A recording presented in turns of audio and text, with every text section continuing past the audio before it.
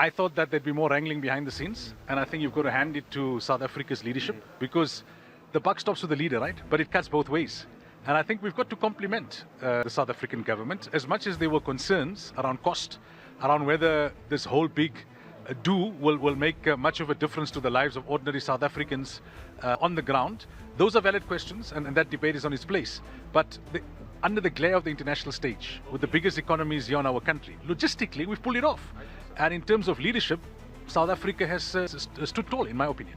On the apparent, on the face of it, it's looking decent, right?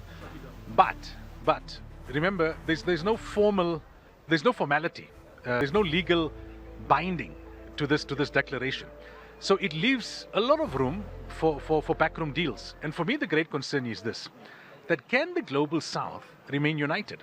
You've got two phenomena here. One is Trump, who is levying tariffs left, right, and center, right?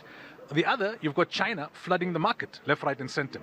My fear is it should not be in the background between summits where the actual work takes place, that each country from the global South starts to negotiate what they feel is in their best interest, rather than staying as a bloc and negotiating in the interests of the global South and in the interests of countries as a whole, the globe as a whole.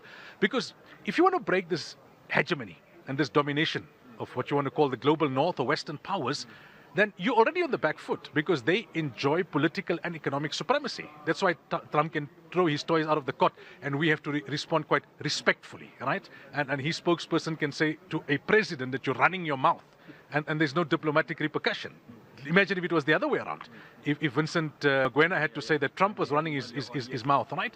So there is this hegemony, which is a reality. If to break that hegemony, you need to remain united.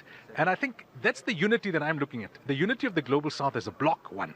The unity of the Muslim countries within the global South. Those who have permanent member status and those who don't. And even countries like Nigeria, who have significant Muslim populations, that there's a lot to negotiate for Muslims. I mean, just look at the halal economy, right?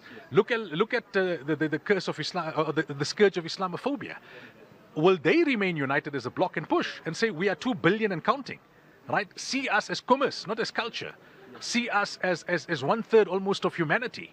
Or will they again negotiate individually?